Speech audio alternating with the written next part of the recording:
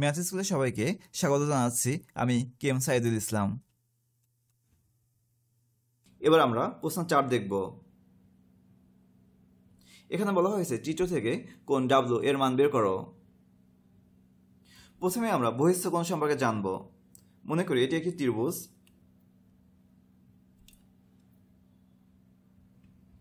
এখন এই ত্রিভুজের যে কোনো বাহুকে আমরা যদি বর্ধিত করি, অর্থাৎ আমরা যদি একটি বাহুকে এখানে বর্ধিত করি, তাহলে এখানে যে কোণটি উৎপন্ন হয়েছে তা হলো বহিঃস্থ কোণ।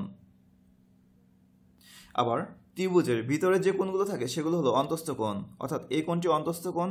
আবার এটিও যেহেতু ত্রিভুজের ভিতরে, এর জন্য এটিও অন্তঃস্থ কোণ। আবার এটিও ত্রিভুজের অন্তঃস্থ কোণ। আমাদেরকে বহিঃস্থ কোণ আঁকতে হলে যে কোনো বাহুকে বর্ধিত করতে হবে, অর্থাৎ একটি বাহুকে আমরা যদি এভাবে বর্ধিত করি তাহলে এই যে উৎপন্ন কোণ সেটি হবে বহিঃস্থ কোণ।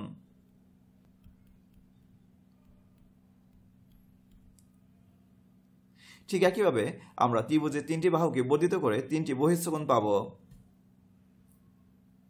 এখন আমরা অপর একটি বিষয় দেখব। ত্রিভুজের যে কোনো বহিঃস্থ কোণ, অর্থাৎ এটি একটি যদি বহিঃস্থ কোণ হয়, এই বহিঃস্থ কোণের মান হবে বিপরীত অন্তঃস্থ, অর্থাৎ এই বহিঃস্থ কোণের বিপরীতে বা দূরে যে কোণ দুটি আছে এই কোণ দুটির যোগফলের সমান।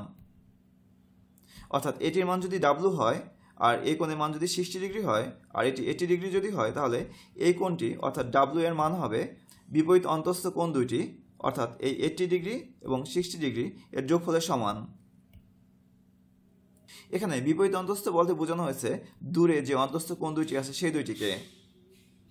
অর্থাৎ আমরা লিখব ত্রিভুজের যে কোনো কোণের বহিঃস্থ কোণ এর বিপরীত অন্তঃস্থ কোণ দুইটির সমষ্টির সমান।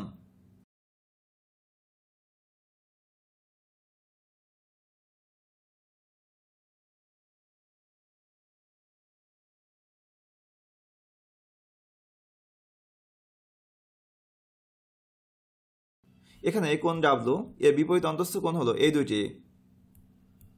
অতএব আমরা লিখতে পারি কোণ W equal to 80 degree plus 60 degree,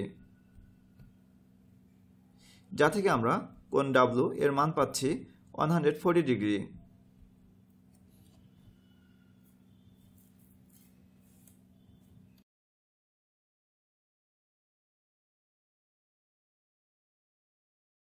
এবার আমরা প্রশ্ন 5 দেখব।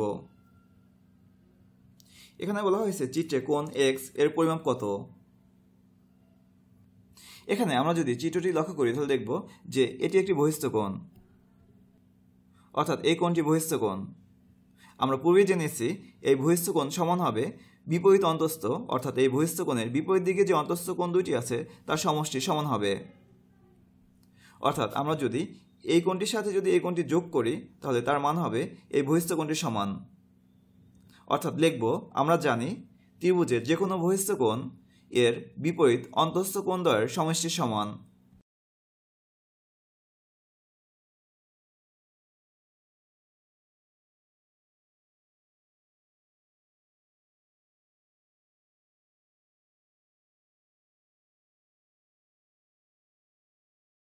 অতএব এখানে 100 ডিগ্রি অর্থাৎ বহিঃস্থ কোণটির সমান হবে এর অন্তঃস্থ কোণ দুটির যোগফল 45 ডিগ্রি প্লাস কোণ এক্স। এখান থেকে আমরা কোণ এক্স এর মান বের করব। এর জন্য এক্স সম্বলিত যে রাশিটি আছে সেটিকে বাম পক্ষে নিয়ে আসব, অর্থাৎ ডান পক্ষকে বাম পক্ষ করব এবং বাম পক্ষকে ডান পক্ষ লিখব। এখান থেকে যদি আমরা এক্স এর মান বের করতে চাই তাহলে 45কে অপর পক্ষে নিতে হবে, সেক্ষেত্রে চিহ্ন পরিবর্তন হবে। অতএব আমরা কোণ এক্স এর মান পাচ্ছি 55 ডিগ্রি।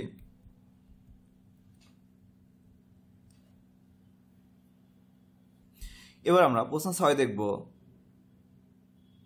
এখানে বলা হয়েছে জয় একটি ত্রিভুজ এঁকেছে, কিন্তু তার বাহুগুলোর পরিমাপ চিত্রের চেয়ে ভিন্ন।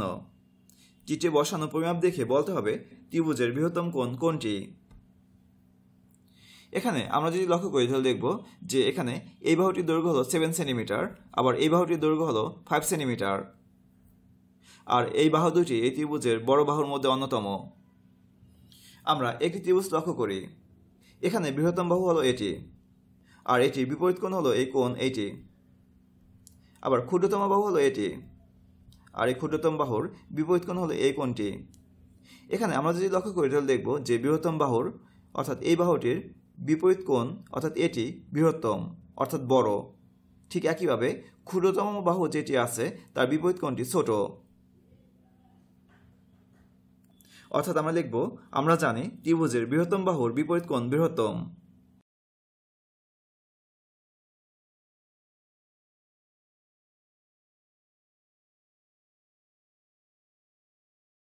এখানে আমরা যদি লক্ষ্য করি তাহলে দেখব যে এই ত্রিভুজটির বৃহত্তম বাহু হলো 7 সেন্টিমিটার। তাহলে এই ত্রিভুজটির বৃহত্তম কোণও হবে এর বিপরীত কোণ যেটি এটি অর্থাৎ কোণ এসিবি। অর্থাৎ আমরা লিখব যেহেতু এবিসি ত্রিভুজের বৃহত্তম বাহু এবি,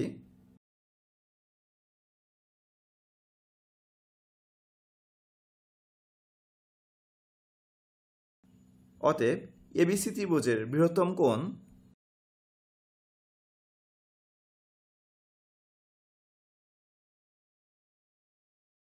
হবে কোণ এসিবি। কারণ এখানে এই যে বৃহত্তম বাহু 7 সেন্টিমিটার তার বিপরীত কোণ হলো এসিবি।